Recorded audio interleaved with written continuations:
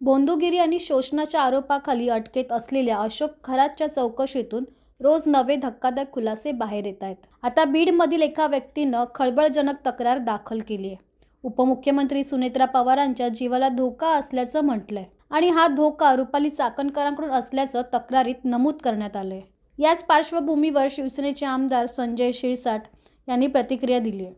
सुनेत्रा वहिनींनी काळजी घेण्याचा सल्लाही त्यांनी दिलाय. वारकरी संप्रदायात प्रतिगामी लोकांची घुसखोरी झाली आहे. वारकरी संप्रदायात 60% लोकांनी मांडणी जी केली आहे ती धर्मांध शक्तीला बळ देणारी आहे असं त्यांनी म्हटलं. वारकरी संप्रदायामध्ये दरवेळेला तुम्ही जर पाहत असाल तर अनेक जाती धर्माचे लोक असतात. कोणत्याही एका पर्टिक्युलर जातीचा माणूस त्या संप्रदायामध्ये नसतो आणि म्हणून त्याला जातीय बळ देणे वगैरे वगैरे हा जो काही अपप्रचार चाललाय तर खऱ्या अर्थानं हिंदू धर्माला डॅमेज करण्याचा हा प्रकार. कृपया त्यांच्यामध्ये असलेली एकता किंवा त्यांच्यामध्ये असलेली ताकद ही डिवाइड करण्याचा जे काही प्रयत्न पवार साहेब करतात असं करू नका. तो संप्रदाय एक वेगळ्या दृष्टिकोनातून महाराष्ट्र त्याच्याकडे पाहतो. त्यांच्यामध्ये वैशिष्ट्य काय आहे तर ते एकमेकाचे चरण स्पर्श करतात. असा मला वाटतं या संप्रदायासारखा दुसरा संप्रदाय महाराष्ट्रात नाही तर देशातही तुम्हाला पाहायला मिळणार. म्हणून त्याच्यामध्ये जातीय काहीतरी घुसखोरी होईल आणि ते त्या ठिकाणी सुद्धा जातीयवाद होईल असं म्हणायला काही हरकत म्हणू नये आणि त्याचा काही परिणाम त्यांच्यावर होणार सुद्धा.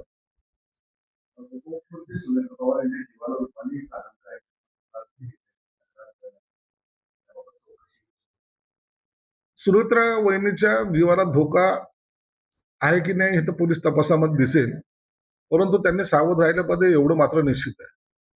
राजकारणामध्ये एखादी महिला जेव्हा अशा एका मोठ्या पदावर जाते त्या टायमाला त्यांना संकटाला सामना करावा लागतो हे अनेक वेळा आपण पाहिलेलं आहे. म्हणून चाकणकर असतील किंवा इतर काय असतील, आता ती चौकशी यासाठी करते. त्या चौकशीमध्ये मला वाटतं हे सर्व निष्पन्न होईल, परंतु सुनेत्रा वहिनीने सुद्धा आपली स्वतःची काळजी घेतली पाहिजे.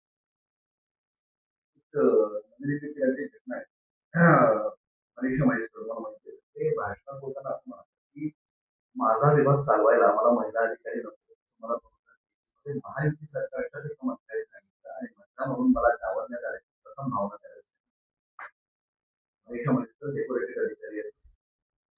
मनीषा म्हैसकरने इतक्या नंतर आपला खुलासा करणं हे सरकारी अधिकारी म्हणून योग्य नाहीये.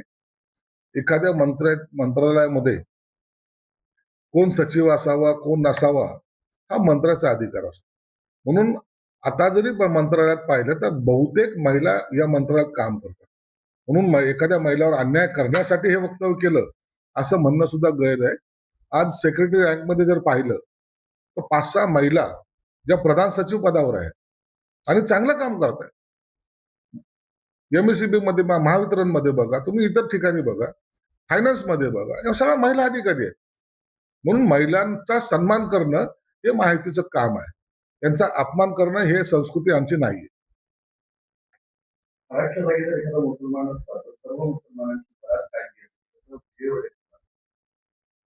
वडट्टीवाराने असं स्टेटमेंट करणं हा दिवाळखोरीचं लक्षण आहे.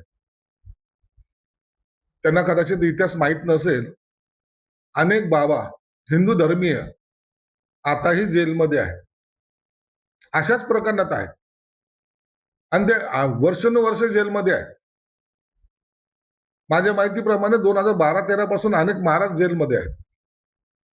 राम रहीम आता मागच्या वेळेला तो जेलमध्ये गेलेला. म्हणून जाती धर्मावर आधारित हे प्रकरणाला घेऊ नका. हे बलात्कारी लोक असतील किंवा ह्याचे फसवणूक करणारे भोंदू बाबा असतील, हा कोणत्याही जाती धर्माचा असला तर त्याची जागा ही जेलमध्ये असली पाहिजे. म्हणून विजय वडट्टीवारांनी पहिले तो ग्राफ घ्यावा की किती लोक जेलमध्ये आहेत आणि ते कोणत्या धर्माचे आहेत. म्हणून मुस्लिम आणि हिंदू हे करण्यापेक्षा बलात्कारी याला सजा झाली पाहिजे या भूमिकेत त्यांनी असलं पाहिजे.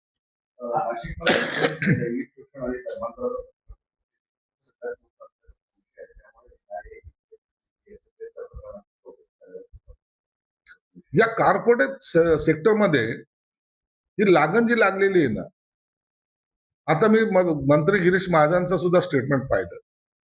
ही जी लागण लागली ह्याचा परिणाम कुठपर्यंत गेला, किती खोलवर हे रुजलं गेलंय, याची खऱ्या अर्थाने चौकशी झाली पाहिजे. महिलांना अनेक ठिकाणी जॉब जो हवा असतो तो ऑफिशियल जॉब हवा असतो, त्या फील्डवर फिरत नाहीत.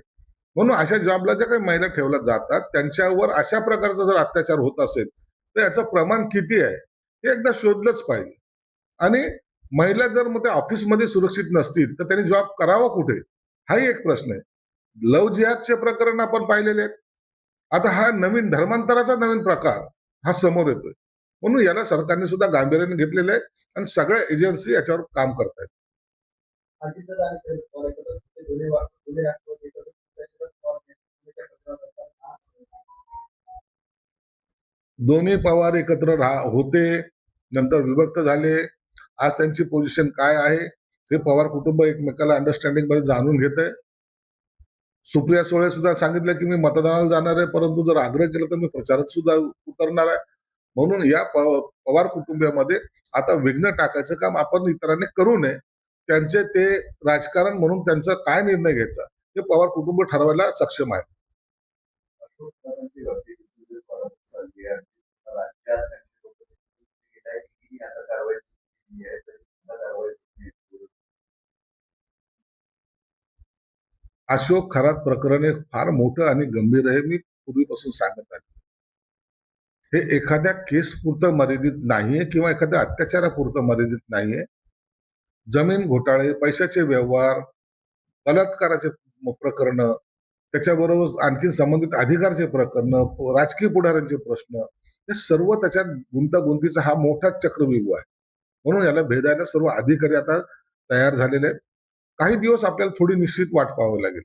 एक एक प्रकरण जसे जसे बाहेर येतील त्याचा तपास करणं ही अधिकाऱ्यासाठी सुद्धा कसोटी आहे. म्हणून या प्रकरणामध्ये अशोक खरात आणि त्याच्याबरोबरचे असलेले सहकारी आता काही दिवसानंतर त्यांच्या सहकार्याचे नावं यायला सुरुवात होतील आणि ते सुद्धा आपल्याला जेलमध्ये दिसतील.